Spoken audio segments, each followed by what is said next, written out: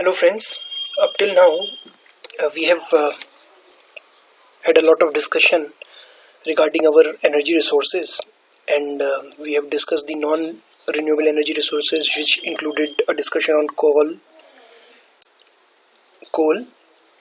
mineral oil and gas. So this was the discussion that we have had, and we have also talked as far as the renewable sources of energy are concerned, or the non-traditional or non-conventional sources of energy are concerned. We have also talked about the solar energy, and apart from the solar energy, we also talked about the energy from the dams or the hydroelectricity, right? So today we have to discuss the energy from the seas, but before that I think we should be discussing the energy which is harnessed from the fast moving air, or which is harnessed from the wind. So let us have a discussion on what wind energy is all about before moving on to the energy from seas, right? So now this is a wind turbine. Now this is called a wind turbine. Why? Because this helps you convert the kinetic energy, the energy because of the movement of wind. Wind is basically air flowing at a high speed, air moving about in a high speed. So we convert this energy which is inherent in the speed of the moving air into electrical energy. How do we do this? Please understand. Now this, as you can see here,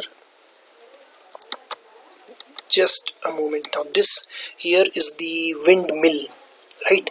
And now this, as you can see here, this is a computer system which controls the direction of the blades. Now this direction of the blade, this will rotate depending on the direction in which the air is flowing. We have to make the best possible use of the flowing air, so this will be used for that particular purpose.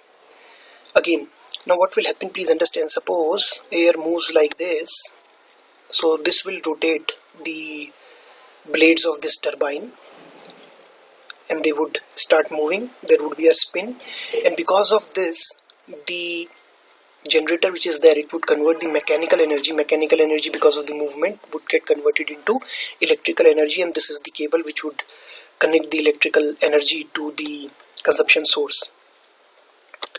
So this is how the wind energy is harnessed. As you can see here, wind energy basically is harnessing the the energy of the wind because of its movement, kinetic energy. I hope you remember the formula, 1/2 m into v squared. So higher the velocity, more would be the kinetic energy, right? Now wind, you need to keep this particular point in mind. Wind speed increases with height. So many a times, and that is why you might have, whenever you come across the pictures of a wind turbine, maybe on the internet, you find that the wind turbines are they are kept at a height. The pole, which is, now this is the pole, the supporting structure which has the turbine installed on it, it is very high.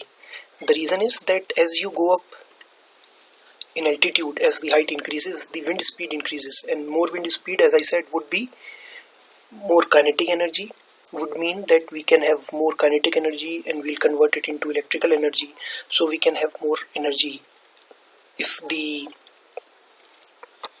supporting infrastructure, this pole, is high enough, right? Now what are the advantages of wind energy? First, it's a renewable source, it's free and clean source.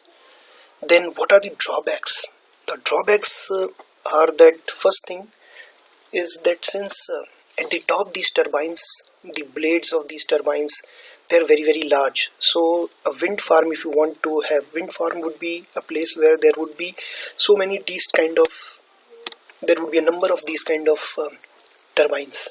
So there would be different poles installed in that particular farm. That is why it would be known as a wind farm. However, there would be a large area required for this wind farm. So if you want to have a wind farm to generate wind energy, you would require a lot of area.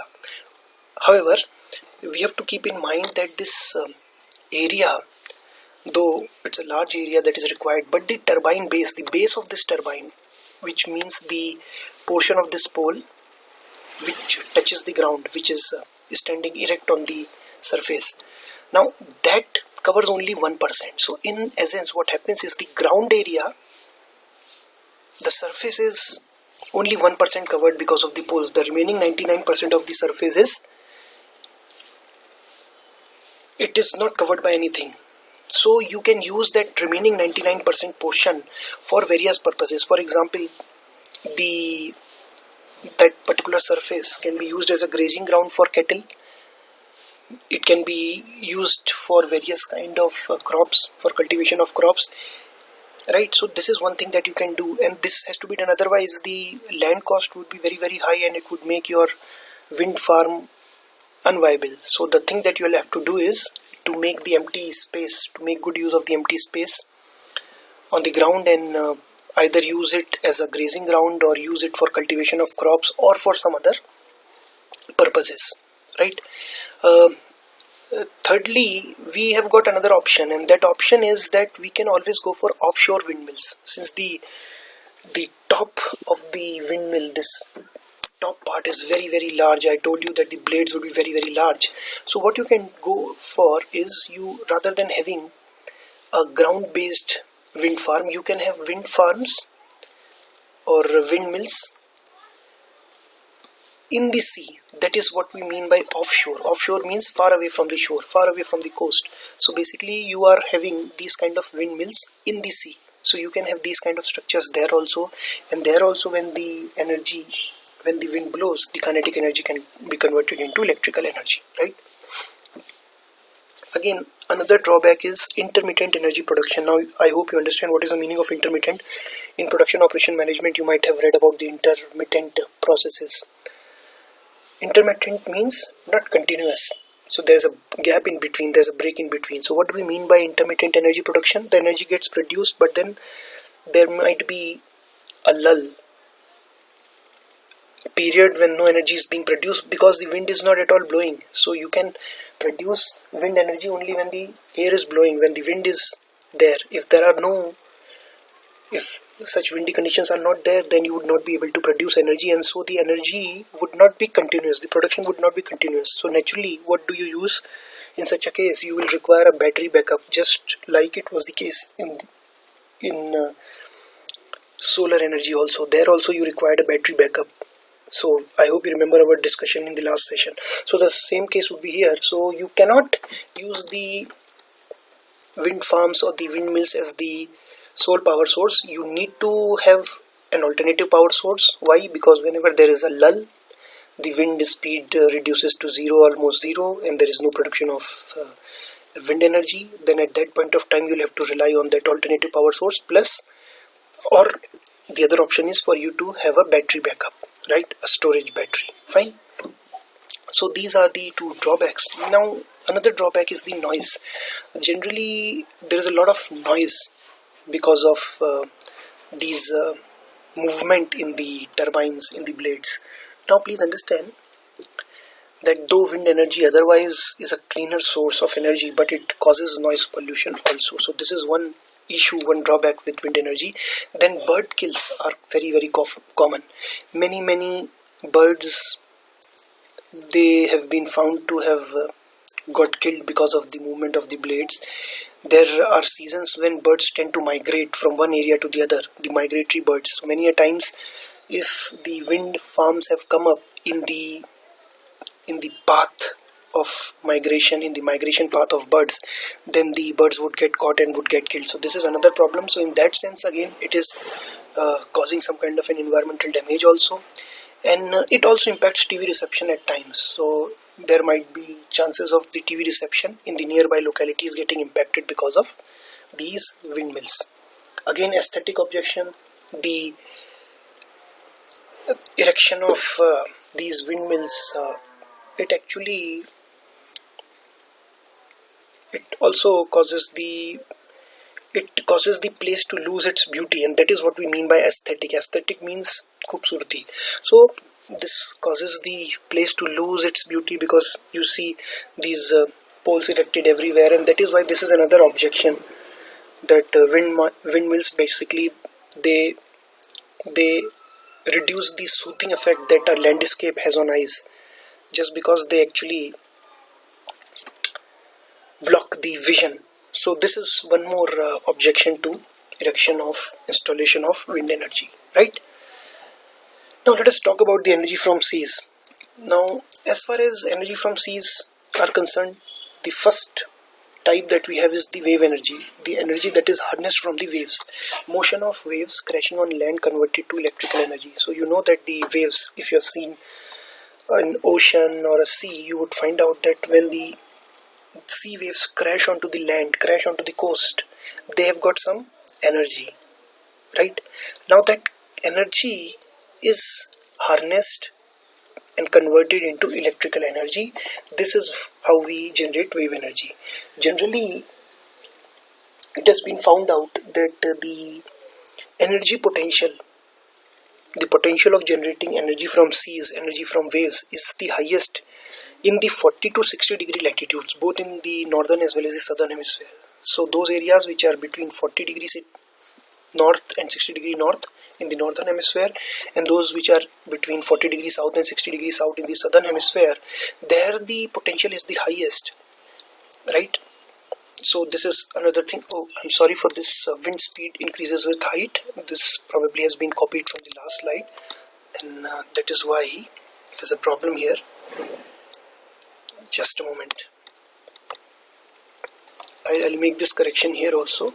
So in these areas, in both the hemispheres, you would find that the potential to generate energy from seas is the highest, right? Between 40 degree and 60 degree latitudes.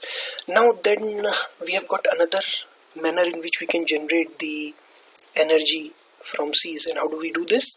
Ocean thermal energy conversion. However, this has not been so very prominent. It is still to develop fully. This technology is still to evolve fully. Now have a look at what do we do here. Ocean thermal energy conversion. I hope you remember from our last discussions that thermal means heat. So naturally we are going to harness the heat of the water in the seas and the oceans, and that is what we are going to do here. Energy due to temperature gradient. I hope you remember I had said that gradient means difference. So in a sea or in an ocean or in a water body, there is a difference of temperature in the upper layer, the topmost layer, which is in touch with the air outside, and the lower layers, which are deep underneath. So generally the warm layers are the ones which are at the top. So the upper layers are going to be warm, while the lower layers of the water are going to be colder. Now this will create a gradient, temperature difference, warm and cold. At the top you would find warm water, and as you go down the temperature would decrease, and at the bottom you would find the coldest portion, right? So this would create a temperature gradient, and this can be used to harness this thermal energy from the oceans or seas. So ocean thermal energy is harnessed like this. This temperature gradient is made use of to generate energy, right? In Tamil Nadu we've got one plant which actually does this in the place called Tiruchendur. So you can have your next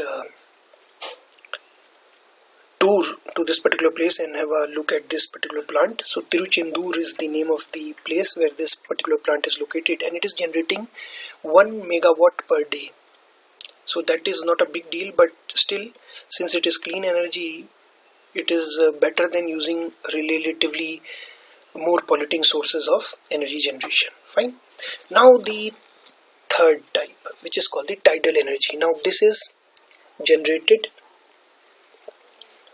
using the tidal movements. So here what we are doing is we are basically harnessing the tidal movements. I hope you remember. You please go back to your discussion what you had earlier in geography in your class 8th and 9th, where you must have read about tides. So you can look for this particular term on the internet also. Now tides are common when the moon comes closer to the earth. So because of which there is a tide. Now this tide, whenever it occurs, it can be used for production of energy. This example shows you this. Now this is the ocean or the sea or the water body, the marine water body. Now this portion is the coastal area, right? Now what happens whenever there is a high tide? Now this is the level of the high tide. Now this would be the level at which the water would be there. This is the maximum level which the water reaches if there is a high tide, and this is the lowest lowest level that the water reaches when there is a ebb in the tide. EBB, ebb in the tide. So this is the lowest level of water. That is what you can understand. So this is the level of the water which would be there when the tide is low, and the water cannot be beyond this level. It cannot be less than this level. So these are the two extremes which can be there. Now what will happen whenever there is a high tide? Now these kind of sluice gates are erected in the path of the waves, and if there is a high tide, what will happen? Please understand, the water will get collected here. So this is where the water gets collected, and what will we do then? Then we will have a look at the second picture. We will release the water, and when the water gets released, and we will be releasing the water after the high tide is over. So we will be releasing the water. Then what will happen? See, the water gets released from these gates, and while getting released, it will turn this turbine, and because of this movement in the turbine, we will be able to produce electricity. So this is how we harness the tidal energy. However, this is just one way of harnessing the tidal energy. I'll tell you that there are other ways also. Now this turbine is working only in one direction. There are turbines which work in both the direction, but it's beyond the scope of this particular topic, so I'm not discussing it right here. So this is one thing that you'll remember, that this is just one way. There are other ways also. Now this is how you generate tidal energy.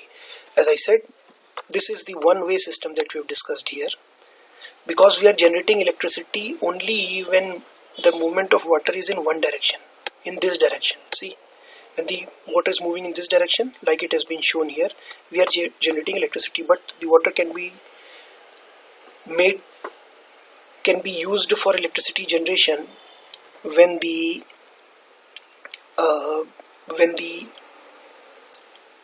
movement of water is in the opposite direction also. So we can have two-way systems there.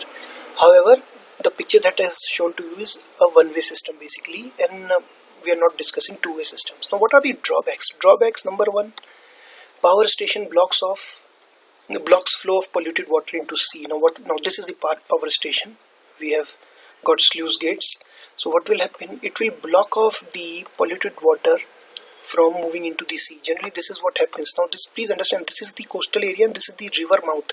Actually this is how it happens. See, the river would be emptying its water in the ocean. Now this is the river mouth, right? So naturally the rivers carry so many pollutants within their water, and these pollutants enter the ocean or the sea. This is what happens. However, if there is a power station in between, these pollutants would not be able to go to the sea because there is a sluice gate here. So they would be obstructed, their flow would be obstructed, and they would start accumulating here. Now this is one problem with the tidal energy. The second problem is at times these can be spawning grounds. These areas can be the spawning grounds where the fishes lay their eggs. So that is what we mean by spawning grounds. So these could be spawning grounds of fishes, and again, if that is the case, then naturally the fishes would not be able to lay their eggs, and there could be a problem of reduction in the fish population in these areas. And if these areas are also being used for purpose of catching fishes, then there can be a big problem for those people who are engaged in these kind of activities. Again, these are areas where the water birds also nest, right? So what will happen is, since the water birds also nest here, and you have constructed this kind of a power station which is making use of tidal energy to produce electricity, what will happen?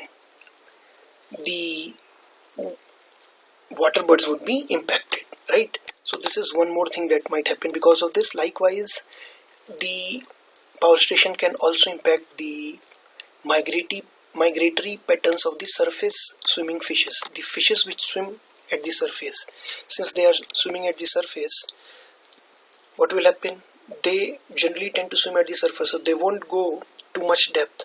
And if there's a power station in between, naturally their migration would be, the path of their migration would be obstructed, and this may cause problems for them. So in a way, what we can say is probably that these kind of tidal energy power stations actually do what? They have the potential to harm the ecosystem. They might cause change in the migratory patterns of the surface swimming fishes. They might damage the nesting grounds of the water birds, and they may also interfere with the spawning grounds where the fishes lay eggs. So naturally, basically having these kind of tidal energy power stations may have an impact on the ecosystem, right? Now let us talk about the geothermal energy. What do we mean by geothermal energy? I hope you understand that geo means earth and thermal means, I told you yesterday, heat. So basically the heat that is trapped inside the earth is what we know as geothermal energy. Harnessing that energy is geothermal energy. So basically we are harnessing that energy. So harnessing steam generated by, now what do we do? Heating of underground water by molten rock. Now this is the process by which geothermal energy is produced. See, there is molten rock which is called magma flowing underneath the earth's surface. It could be at various depths inside under the surface, right? However, because of the movement of these molten rocks, and why are they molten? Because the core of the earth is very, very hot, because of which the overlying layer of magma remains molten in the liquid form. Now when this molten layer, these molten rocks, this layer of magma moves, it is in the liquid state because of the heat in the core of the earth, it is moving, and this would cause the overlying water to heat up. I hope you remember that I have talked about aquifers, the underground water storages. So if beneath them there is molten rocks, a layer of molten rocks, so naturally when the layer of molten rocks heats up, what will happen? The overlying water in these aquifers may get heated up, and it may get heated up to such an extent that it may start producing steam. And if there is this generation of steam, then what we can do is we can use this steam to harness geothermal energy. It could be used to turn the blades of the turbine, and then this movement of the turbine would convert the mechanical energy into electrical energy, and this is how we harness the geothermal energy.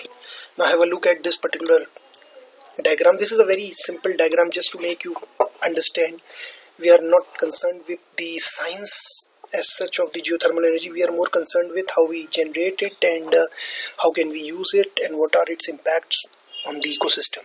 Now have a look at the production well. Now here what happens is we are basically using the steam. Now here, because of the underlying heat, the water is getting heated up and the steam is flowing like this. This is turning the turbines, and the steam, when it turns the turbine, it loses some of its heat and then it may get converted to water again. So we are actually doing what? We are just simply returning that water back. And while this particular turbine got moved, this led to production of electricity, and then this electricity was fed to the electric grid, right? So this is how the geothermal energy is harnessed. Now what uses are geothermal energy? What uses is geothermal energy put to? In so many places in India, we know that geothermal energy is not at such a developed stage. However, in some places, geothermal energy is being used extensively. For example, space heating.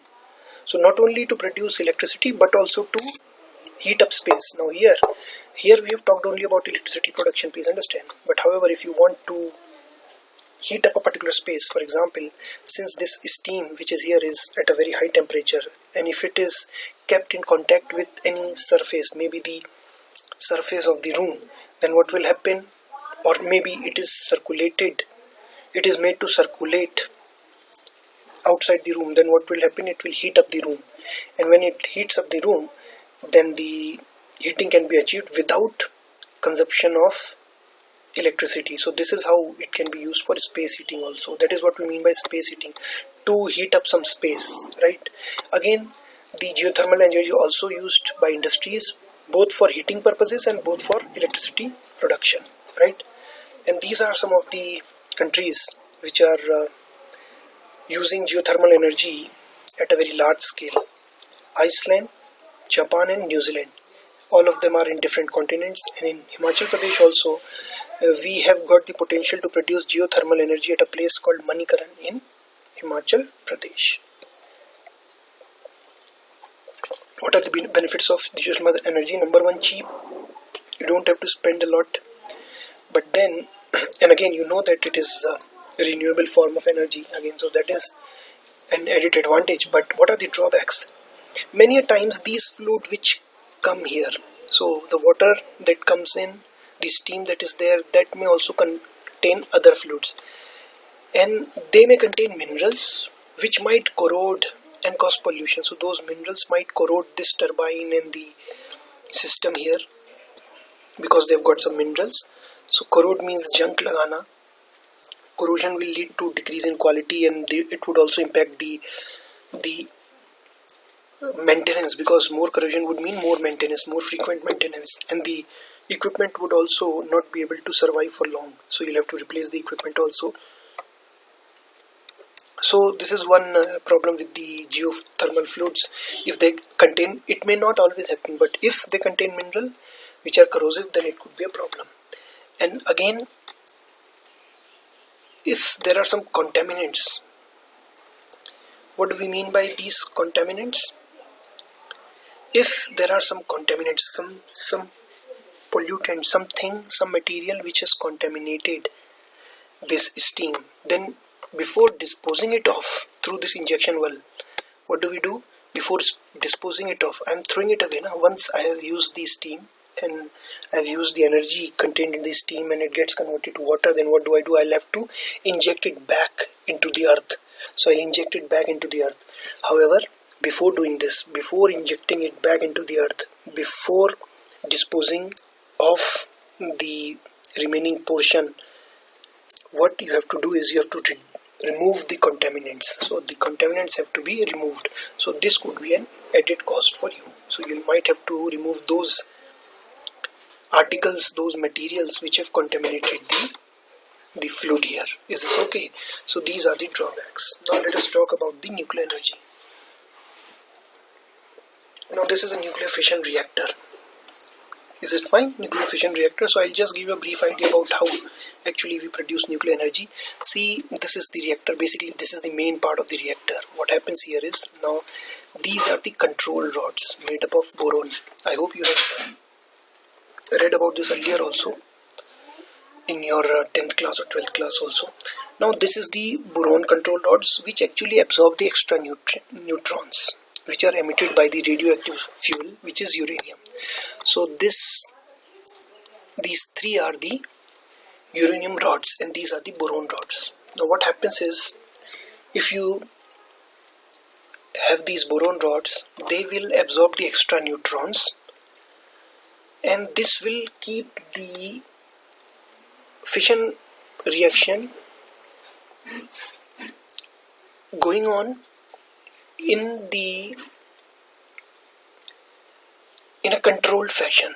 However, if you remove these boron control rods, what will happen? Every uranium rod will lead to production of 3 neutrons, and then ultimately this reaction may go out of control and this could cause a big explosion. This basically is the mechanism of a nuclear bomb. In nuclear bomb we don't have any mechanism to control the reaction, so we don't have anything like a boron there, because of which the fission reaction goes out of control and it causes explosion. However, here that is not the case.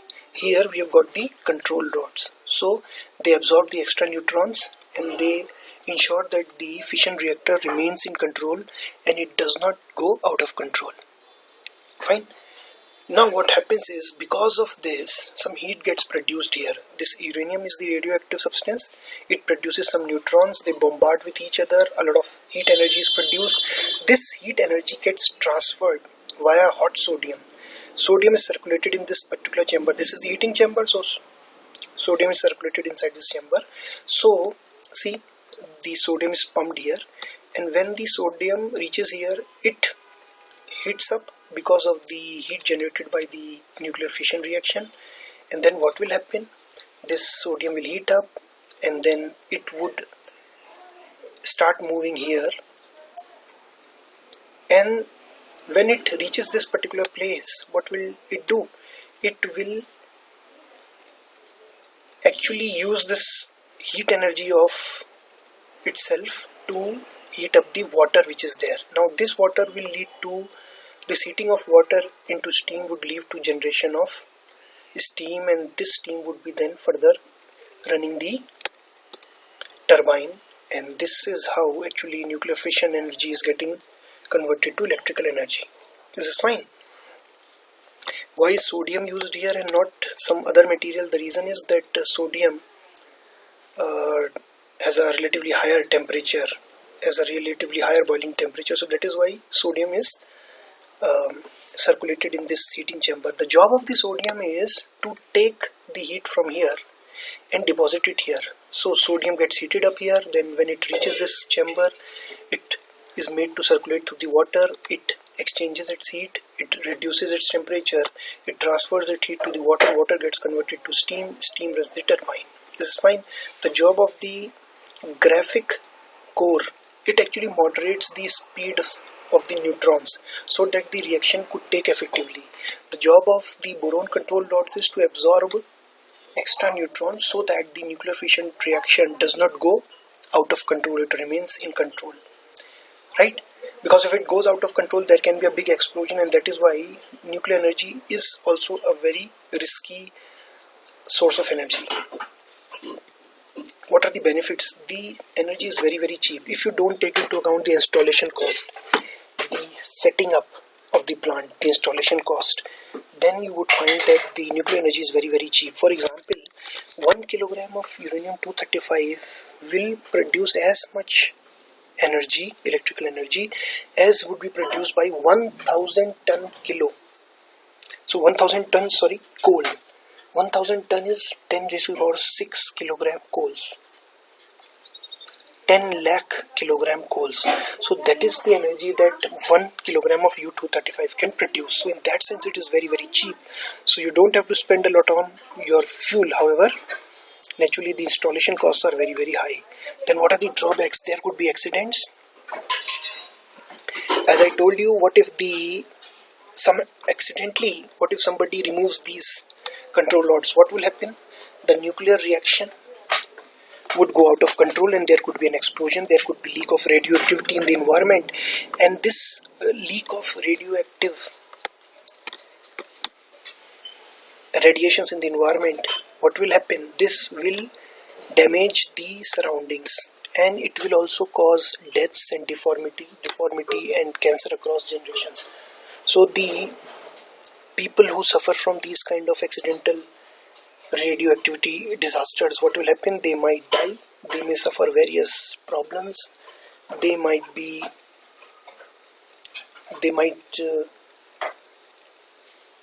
incapacitated, they might lose some of their organs, and cancer may strike them. And not only them, since these radioactive waves, they also impact the chromosomes, the coming generations may also be inflicted with the same disease. So the disease can pass off from one generation to the other.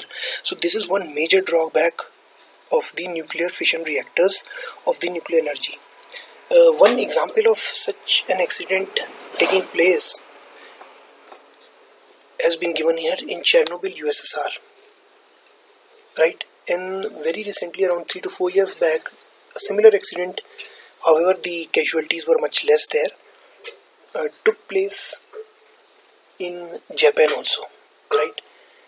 Again, now what are the other drawbacks? Now fuel rods will have to be changed in a timely fashion. From time to time you'll have to change the fuel rods, because the fuel would get spent, all the fuel would get used, then naturally you'll have to change the fuel rods, which means you'll have to change these uranium rods, right? Now what do we do with the leftover part, the waste that is generated from these reactors, the spent fuel? So all the uranium is getting spent, then also you would be left with some spent fuel, the remains. What do you do with these remains? These remains are also radioactive. Since these remains are radioactive, you simply cannot dispose it like that. You cannot mix it with the seawater, or maybe simply just dump it in a landfill site. You cannot do that, because even the waste is radioactive. So what you'll have to do is you'll have to put these spent fuel, put this radioactive waste in a concrete with a very thick walls. So in a concrete box with very thick walls, and then you actually dump these below the oceans, so that even accidentally nobody touches these kind of storage containers and there's no leakage of radioactivity in the environment. So storage as well as disposal of radioactive waste is very, very expensive. Now again, what happens is, please understand, many a times this water gets heated up, it produces steam, and this steam is actually running the turbine. And then the water will again cool down, and the steam will again cool down and it will convert into water. So the gas will convert into liquid on cooling down, and this is again water here. Why? Because it has cooled down. Earlier it was steam, the steam has cooled down. In the meanwhile it has run the turbine also. So now it becomes water again. What will happen? If this water is discharged into some water body, it would damage the ecosystem in that water body. So the water body in which it could be discharged could be a sea, could be an ocean, could be a big lake, could be a river. Whatever the water body is, if hot water is discharged into this water body without any treatment, then the ecosystem, then the aquatic ecosystem there would also get impacted. So this is another problem with the nuclear energy. I hope you have understood the mechanism, because all you don't need to go into nitty-gritties. However, you have to have a brief idea so that you can write down the answers. If they ask you a long answer type question, then you will have to answer the same question in maybe 200 or 300 words. So that should be your objective. You should know sufficiently enough to write down a 200-300 word answer. This is fine. Now let us talk about the biomass energy, right? Now what is biomass energy? I hope you know what biomass is. Harnessing solar energy stored in plants and trees. Now biomass, we are basically referring to plants, trees and animals also are part of the biomass. However, for the production of biomass energy, we are only harnessing the energy which is stored in plants and trees, in the vegetation, in the floral population, FLORAL population. We have discussed what flora is yesterday.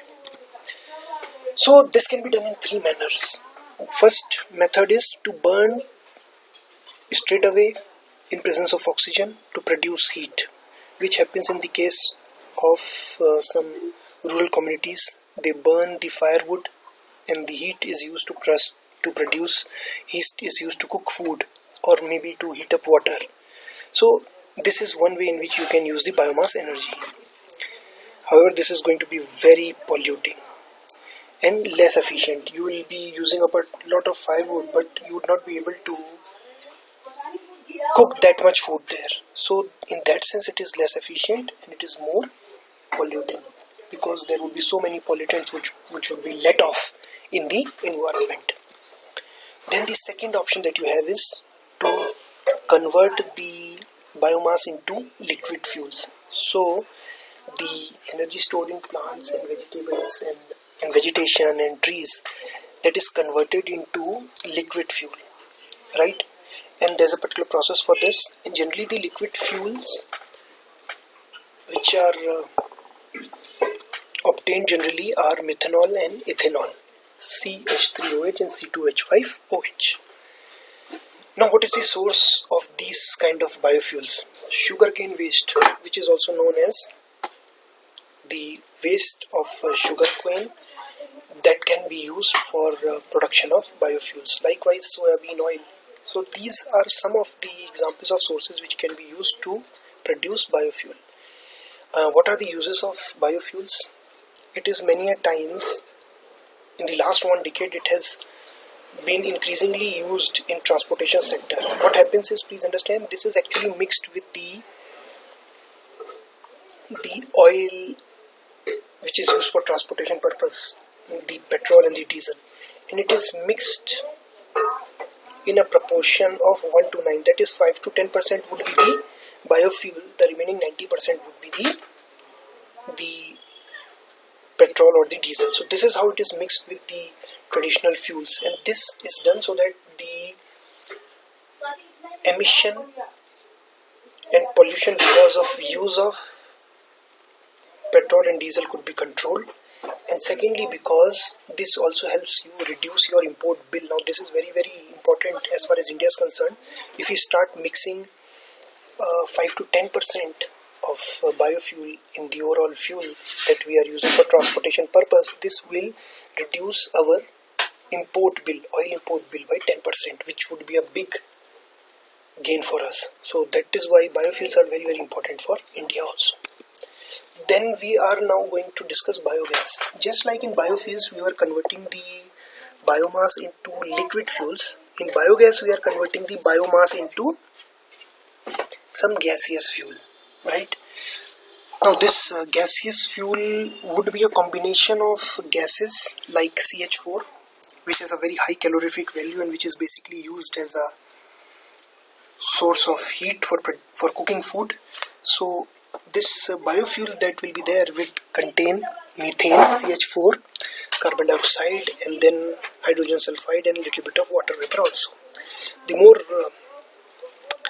The most important constituent for us is CH4 because, as I said, it has a high calorific value and it can be used for cooking food. Now, what are the sources of biogas?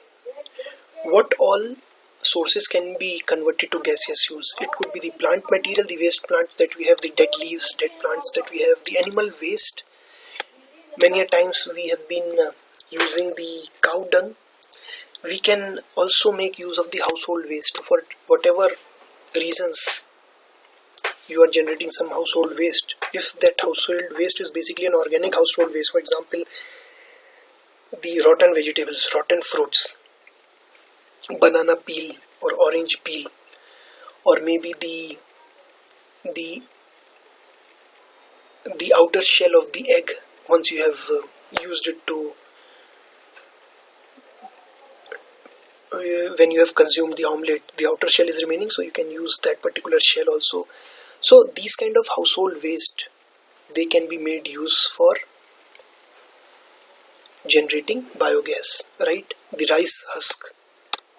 Fine. Now what is the use of biogas? It is used in households for cooking purpose, and also some of the industries, they have installed biogas plants, a large biogas plant, so that they can use the energy thus produced to run their operations. So in industries also you see biogas getting used. Now one advantage with the biogas is that the residue which is left behind, now have a look here, that can be used as fertilizer. I hope you have seen that particular ad by Mr. Akshay Kumar, which has appeared in many channels, and probably this ad is sponsored by a government agency also, wherein he talks about how you can have you can generate biogas using the household waste, and then how the residue which is left after this process is over can be used for cultivation purpose, as fertilizer, as organic manure in your crops.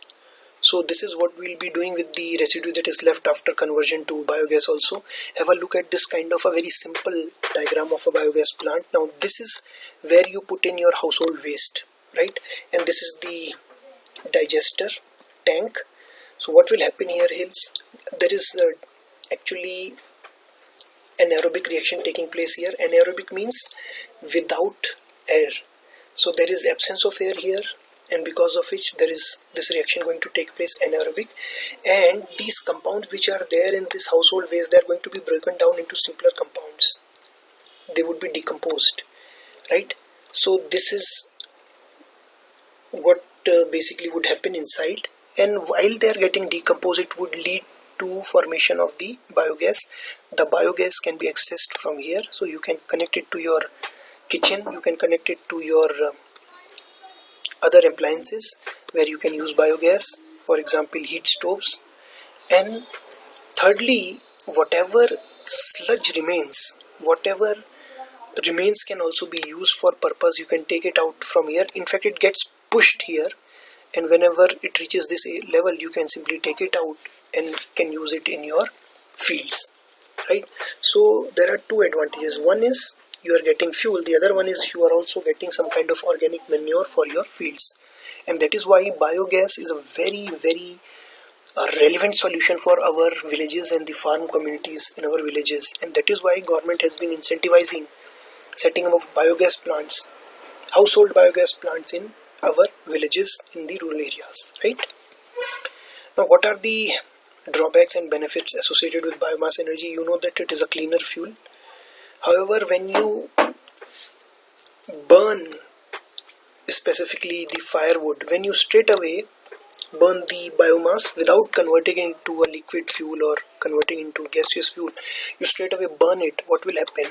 Carbon dioxide would be produced. Even when you are burning the gaseous fuels also, or the liquid fuels also, there also N2O, carbon monoxide and particulate matter will be produced.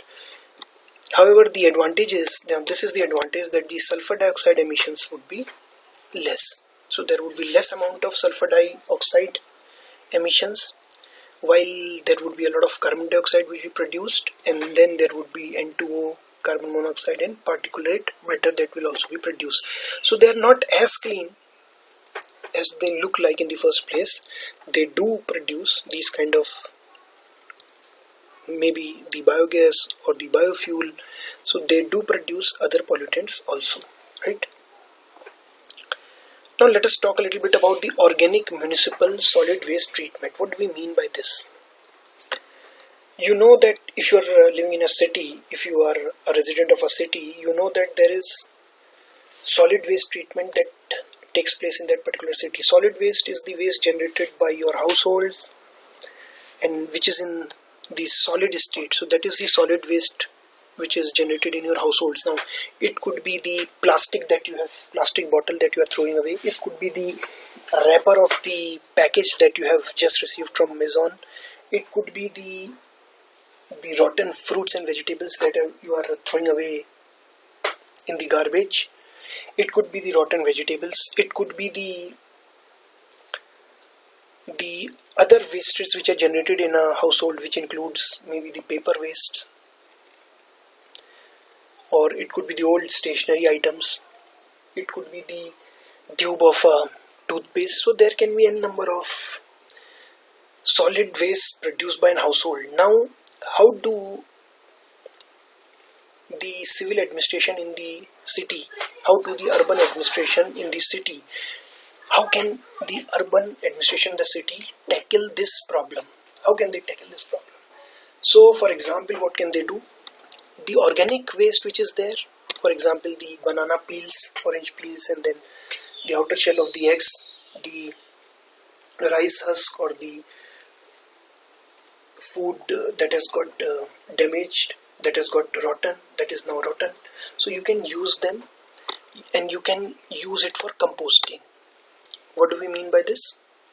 They can be made to degrade, and I hope you remember vermicomposting also. So that is a way in which you can ensure that these organic municipal solid waste gets degraded, gets decomposed into finer constituents.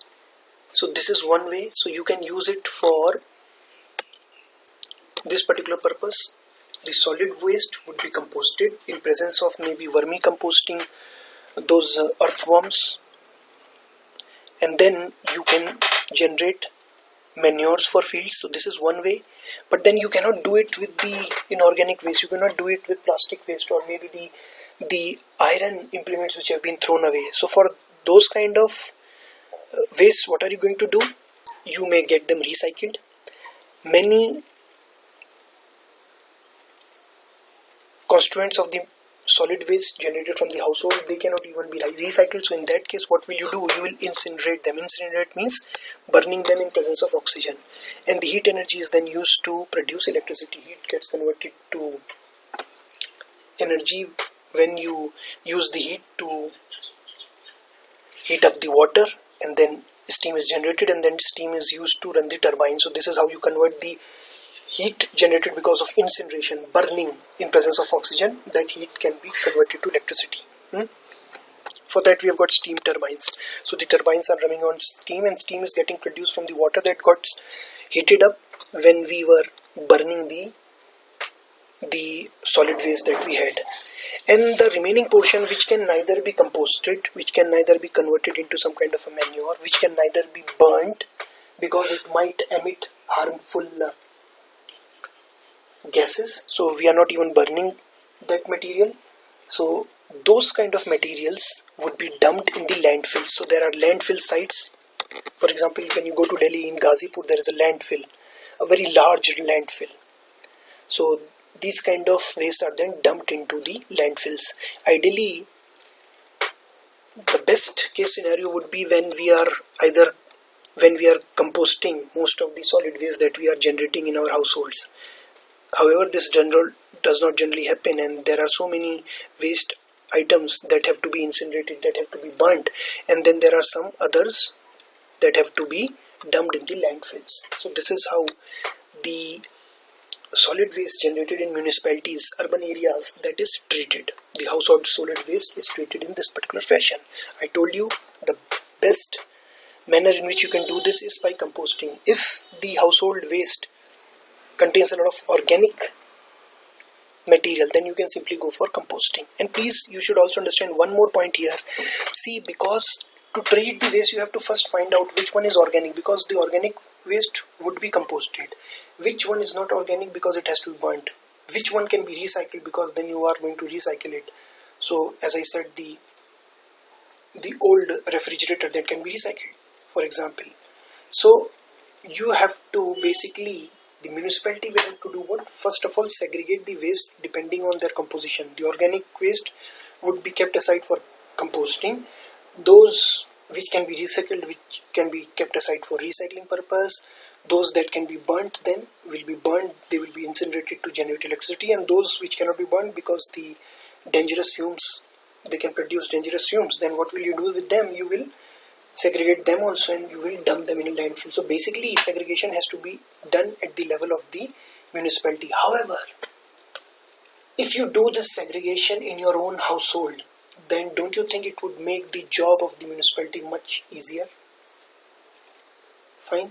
So this is one thing that you have to think of. This can be your contribution to preserving the ecosystem. In fact, if you go to countries in the Western Europe and the Nordic countries, you would go there. For example, if you go to Sweden, you find that there the households segregate their waste into 18 different categories.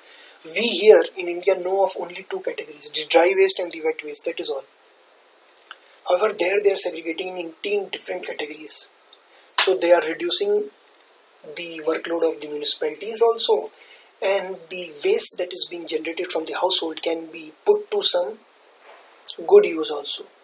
So India should also think on these lines.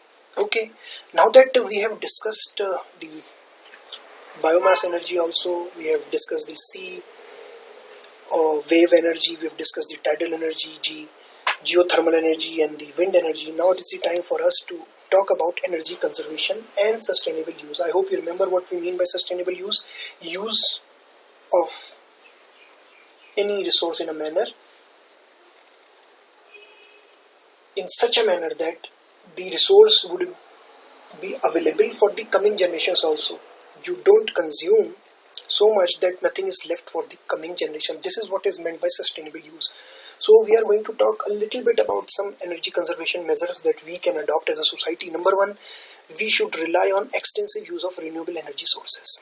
For example, biogas, biofuel instead of firewood. So if you are using firewood causes a lot of problem. First thing, less efficient, and it produces a lot of pollution also, and it has been found to be the reason of respiratory tract diseases, because the smoke that gets produced, then it enters our lungs. So these kind of respiratory disease can also be caused because of the firewood. So in such cases we should switch to use of biogas and biofuel instead of using firewood. And for example, we can go for energy efficient cooking stoves in firewood. If you still want to use firewood, you can use energy efficient cooking stove. Now why are they energy efficient? First, they ensure that the firewood is completely burnt, so less pollution and more energy is generated. And these kind of stove also ensure that there is sufficient supply of oxygen for ensuring complete burning of the firewood, and that is why they are more energy efficient. Less would be used for they would be using less wood for generating more electricity, because the wood is getting burnt better because of the availability of oxygen, and because of the wood getting burnt completely, which generally does not happen in our traditional stores, traditional chulas that we have, right? Secondly, what you can do is, this is something that the state has to do, reduce the power transmission and distribution losses. Now what do we mean by transmission and distribution losses, T&D losses? See, power gets generated at some point of time in a particular place. For example, supposing you have a dam, so you would be generating the power there. However, the consumption center may be in Delhi, so what will you do? You will have to erect transmission infrastructure so that the power can be transmitted to the consumption center from the production center. Production center was the dam, consumption center, let's say, is in Delhi, so you have to transmit the electricity also. This is called the transmission infrastructure, and there are losses during the transmission because of heat and because of heat losses, and so many other issues because of the fault in the technology, because of use of obsolete technology. So much of energy is lost in transmission, so that can be reduced. And distribution is what? Distribution is, taking the same example, the electricity is produced in a dam in Tehri and then it is transmitted to the consumption center in Delhi. However, it is still to be distributed to the end customer. So that stage where you distribute the electricity to the end customer by installing the electricity meters in different houses, by giving them electricity connection, this is the distribution part. And there are so many, the extent of loss in transmission distribution is almost 40%. In fact, there are so many thefts also, power thefts, people steal electricity also. So all these causes distribution loss, and the total of transmission distribution loss, as you can see here, is almost 40%. So if we somehow control this, we would be able to save our resources, because now we would require less energy, because we are able to save 40% also. So we would require to generate less energy, and then we would be able to conserve our resources, as well as preserve our environment. Why? Because most of the energy that we are generating from the coal-fired thermal power plants, right? So if the demand of electricity reduces, we need to produce electricity less, and naturally this would mean that we'll have to use less coal, so less pollution and more sustainable use, less damage to the environment also. Instead of the larger hydro generation units, we should be using smaller hydro generation units, and in fact we have discussed this, and India has got a potential of 50,000 megawatt of hydro generation units. So we can produce this much power using small hydropower plants. So rather than building up very large scale hydropower plants, because of so many issues attached with these kind of large scale plants, we have discussed this particular aspect earlier also, we should only be having small power plants installed in different parts of the country depending on the local requirements, and the potential that we have is 15,000 megawatt, 15 gigawatt. And these small power plants already are there in states like Assam, Andhra and Arunachal Pradesh. We can go for solar power irrigation pumps. I hope you remember that there's a lot of farmers. There are a lot of farmers in our country which are still dependent on irrigation, they are still dependent on rainfall to irrigate their fields. The ones who are not dependent on rainfall, they make use of pumps to draw out water from the ground and then to irrigate their fields. Both the segments of the farmers, they can be given solar powered irrigation pumps so that they can draw out water from the ground and can irrigate their fields. They don't have to remain dependent on the rainfall. And secondly, the amount of electricity required to run the pump can now be saved because we are running the irrigation pump on solar energy. So this is another initiative that can be taken. Instead of incentivizing private transport, private bikes and private taxis and private cars, we should be incentivizing public transport, efficient public transport system. What do we mean by this? If we have a very efficient public transport system, every 10 minutes there is a bus which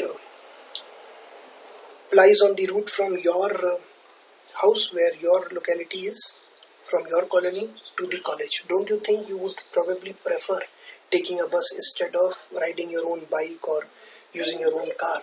So if we are able to give our urban residents a better, more efficient public transport system, they would not be using their private vehicles and they would be using a bus, they would be using metro train, they would be using these kind of public transportation system which is less polluting. They are more efficient, they are less polluting, right? Again, we can have bicycle lanes in our cities and we can incentivize practices like carpooling so that less vehicular pollution is there and less energy is consumed in transportation and is consumed by vehicles, right? So this is another thing that we can do. Okay, one more thing that we'll have to keep in your mind is equitable distribution of benefits of natural resources. We have seen how there's a lot of inequity as far as the consumption of natural resources is concerned. We have seen in our first few discussions that most of the resources are used by the richer sections of the society, and the cost of the resource depletion is mostly borne by the poorer sections. So for example, most of the pollution would be because of the vehicles which are driven, the big SUVs, diesel guzzling SUVs which are being driven by rich people.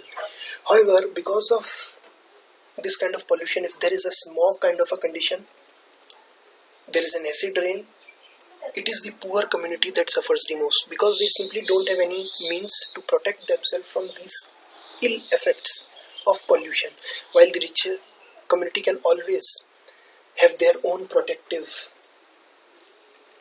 equipments. They can buy protective equipments, protective technology to protect them from these kind of ill impacts like acid rain, or maybe rise in the temperatures, or maybe rise in the pollution level, or maybe a smog situation. So generally the consumption is centered, as far as the richer communities are concerned, they are consuming more, while the depletion is impacting the poorer sections most. Now this is something that has to be corrected. This is one situation this has to be corrected, because otherwise it would not be possible for us to preserve social harmony and to preserve our environment also.